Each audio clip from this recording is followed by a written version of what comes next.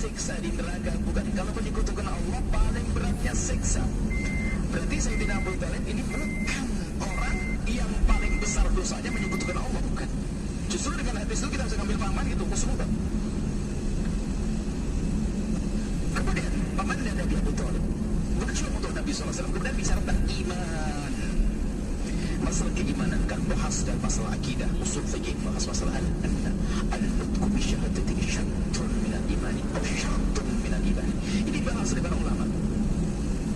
Mengucapkan kalimat syahadat, jadi mengucapkan kalimat syahadat itu ada khilaf lagi. Apakah harus dengan asyhadu an la ilaha illallah wa asyhadu anna muhammadar rasulullah? Itu jumhur mengatakan begitu. Apakah cukup mengatakan aku percaya Nabi Muhammad sebagai Nabi Allah sebagai Tuhan sah? Sebagian mengatakan itu.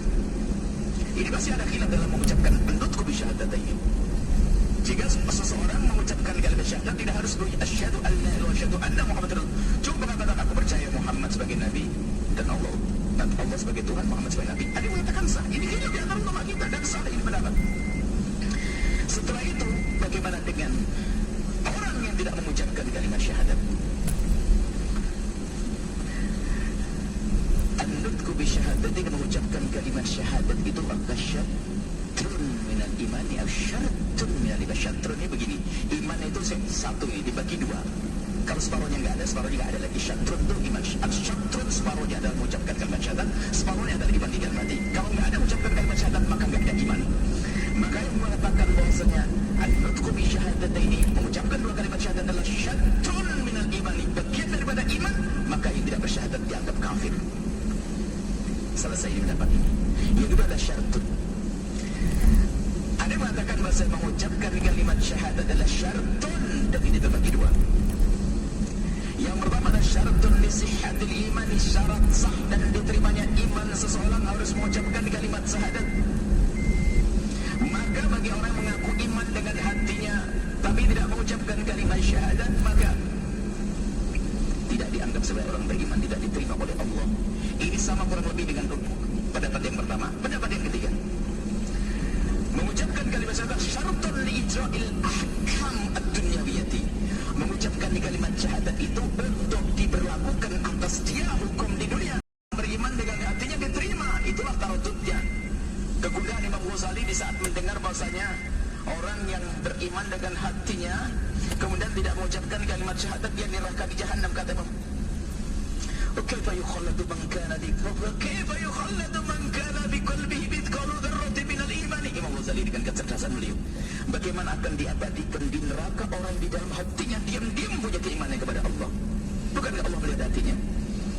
Maka dari tarudud Imam Ghazali ini didiskusi para ulama. Ini pendapat yang ketiga mengatakan bahwasanya jika ada orang beriman dengan hatinya lalu dia tidak mengucapkan kalimat syahadat, maka dia di dunia diperlakukan seperti orang kafir. Tidak boleh dinikahkan dengan seorang muslimah atau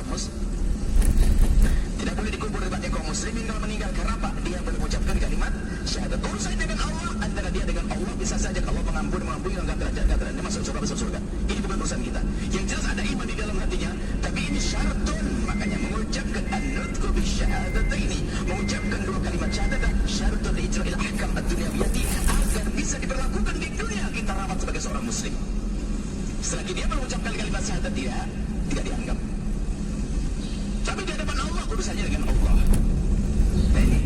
Nah, khususnya dengan Abu Thalib, kalau betul lihat beliau adalah tidak mengucapkan kalimat syahadat, maka tanda-tanda keimanan ada di dalam hatinya, yaitu pengabdian yang luar biasa dengan besar dengan Nabi.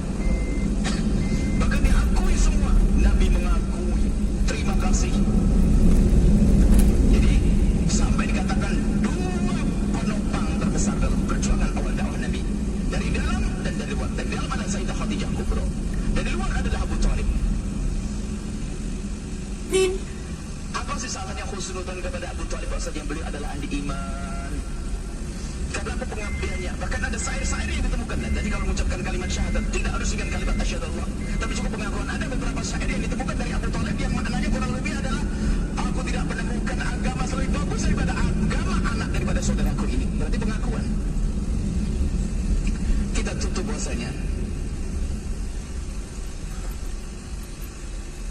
kita tidak ingin suudzon. Selagi masih bisa kita bawa kepada kepada husnudzan, mari kita husnudzan kepada Abu Talib. InsyaAllah min ahli la ilaha illallah. Adapun masalah tidak mengucapkan kalimat syahadah, bisa saja memang disimpan atau memang punya strategi, kita tidak tahu. Kenapa?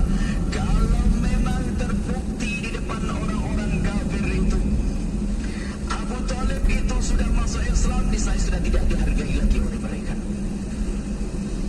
Dan berkata, lo mau berjuang kok masih berbohong? Oh enggak, itu strategi ijtihadnya Abu Talib, bisa saja seperti itu.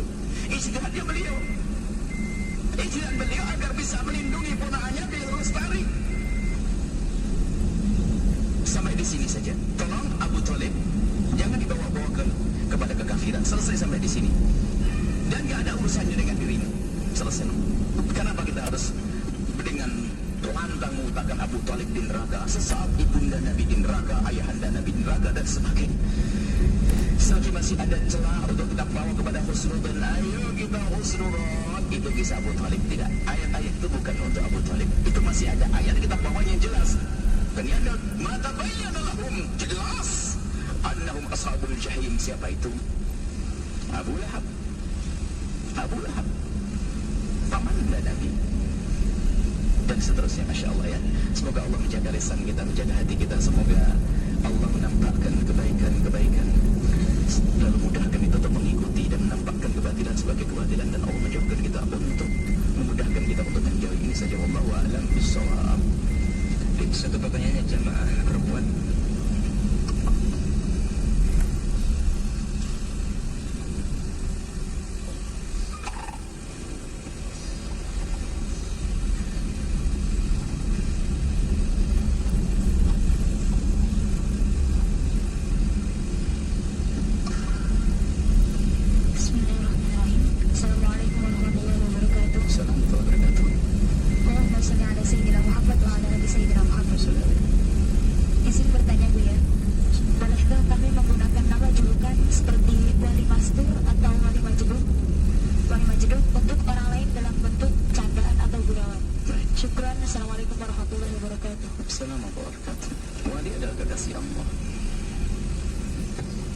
Dan Allah mungkin menyembunyikan kekasihnya di antara hamba-hambanya. Yang perlu kita bangun adalah husnudzon. Bisa jadi orang di kiri kanan kita adalah kekasih Allah. Mungkin istrimu, wahai para suami, mungkin suamimu, wahai para istri. Kemudian masalah memberikan gelar kepada seseorang dengan negara wali dan sebagainya. Kalau hanya untuk candaan, bercandalah dengan cara yang lain. Sebab wali itu ada gelar mulia. Gelar mulia, istimewa. Kalau nyifati sifat, misalnya, oh ini hatinya insya Allah seperti hatinya para wali. Kenapa hatinya bersih, memaafkan, lapang, mungkin. Terus mengatakan, oh wali ini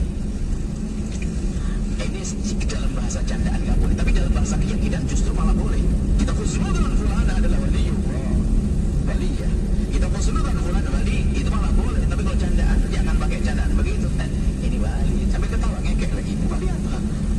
Wali murid. Jadi itu nggak boleh jadi guyonan. Tapi kalau justru kalau kita tidak guyonan malah sah. Tapi kalau guyonan jangan pakai itu, guyonan yang lainnya saja. Jadi nama wali itu gelar besar. Kalau sudah waliullah dibela oleh Allah, seperti dia, hindari hal-hal yang seperti itu. Ambil, kalau harus bergurau, berkelakar, bergurau yang baik, yang sopan, dan tidak membawa kepada syiar-syiar Allah Subhanahu wa Ta'ala. Wallahu a'lam bishawab.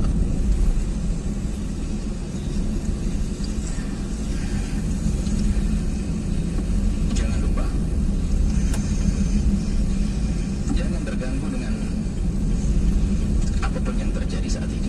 Semangat berjuang tetap terus, semangat berdakwah tetap terus, semangat berjuang tetap. Di antaranya adalah di pesantren, program pembangunan pondok pesantren terus berjalan di beberapa tempat. Di antaranya di pusat, di cabang-cabang juga ada. Maka kami himbau yang selama ini sudah bergabung dalam berderma dan berinfak, sebisa mungkin jangan berkurang, karena ini ujian. Jangan sampai diuji malah berhenti gak lulus. Justru dengan ujian semakin bersemangat kita untuk lulus.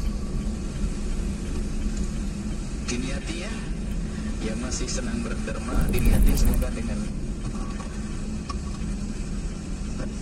infak yang kita berikan ataupun apapun menjadi sebab kita diangkat oleh Allah, dijauhkan dari penyakit dan seterusnya. Sedekah kan taf'ul bala, untuk menolak bala bencana. Dan insya Allah tidak akan berkurang orang-orang yang berderma, biarpun ada kisah-kisah virus-virus yang selama ini menyebar ya. Insya Allah nggak usah. Dengan bersedekah insya Allah dijauhkan oleh Allah, dengan usaha zahir dan batin tentunya. Maka ini ada infak tanah wakaf ya, dan pembangunan pondok pesantren, bank rekening di rekening Bank Syariah Mandiri, nomor rekening 777 444 1179 atas nama wakaf Tanah Al-Bahjah. Kemudian infak orang tua asuh, ini sebentar lagi ini orang tua asuh itu mendidik kader-kader para ustaz, para ulama, maka ini perlu biaya besar. Maka kami berharap bagi siapapun yang oleh Allah tidak diberi oleh Allah anak, ayo ini anak-anakmu, atau anaknya bandel, niatlah untuk bantu mereka. Semoga anak-anak Anda jadi baik. Kalau anaknya sudah baik, semoga semakin baik. Maka jangan ragu Anda bergabung dengan infak orang tua asuh. Kalau ada seorang bapak membiayai anaknya sendiri, itu khawatir masuk wilayah egois. Kalau ada orang tua membiarkan anaknya, dia sakit dia. Dan dia sakit, dia gila kali. Anaknya gak diurusi. Tapi yang kalau ada seorang tua membiayai, sifatnya ditonjolkan cerdas, pandai, dan penuh kasih sayang, bisa saja diganti seperti itu. Bukan tiba-tiba aja saya tidak bisa membacanya. Baris yang kedua dari bait yang pertama, cerdas pandai,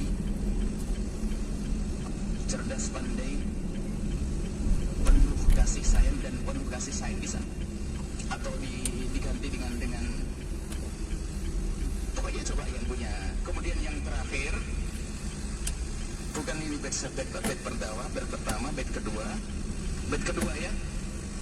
Bila marah Nabi kan memanja, memang Nabi selalu menghibur. Ditambah saya diganti di bawahnya itu bukan dengan itu,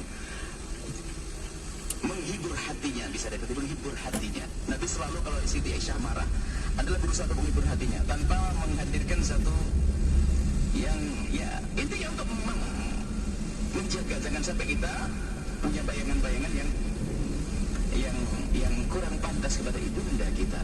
Adapun baginda Nabi pernah minum di bekas gelasnya Sayyidah Aisyah, mungkin bisa saja bekas gelasnya diganti tanpa harus menyebut bentuk fisiknya.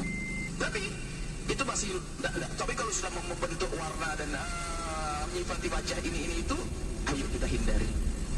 Apalagi jasad yang lainnya, naudzubillah. Kemudian yang selanjutnya ada video klip barangkali yang suul adab ya, dan mungkin niatnya juga baik karena belum mengerti.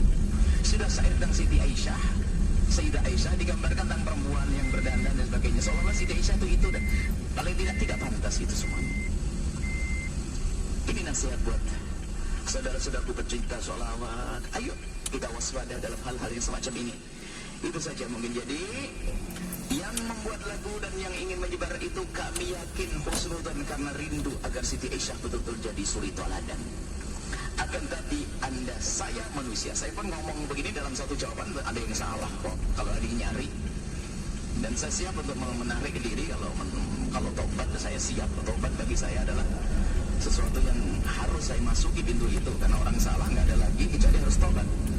Maka saya pun yakin Anda yang membuat lagu dan menyebarkan lagu itu, Anda adalah orang-orang yang tulus dan ikhlas. Orang-orang yang tulus dan ikhlas. Tinggal sekarang sempurnakan, ayo sempurnakan. Kalau Anda buat program sudah baik, ada kekurangannya, sempurnakan program Anda untuk membawa Siti Aisyah jadi suri teladan kaum wanita. Ayo kita sempurnakan bait-bait syair yang dibenahi. Kemudian juga jangan sampai memperagakan tentang sahabat-sahabat Nabi, istri Nabi. Ingat itu ibunda kita, ibunda istri baginda Nabi SAW, Ummahatul Mu'minin. Ini bisa kami sampaikan ya.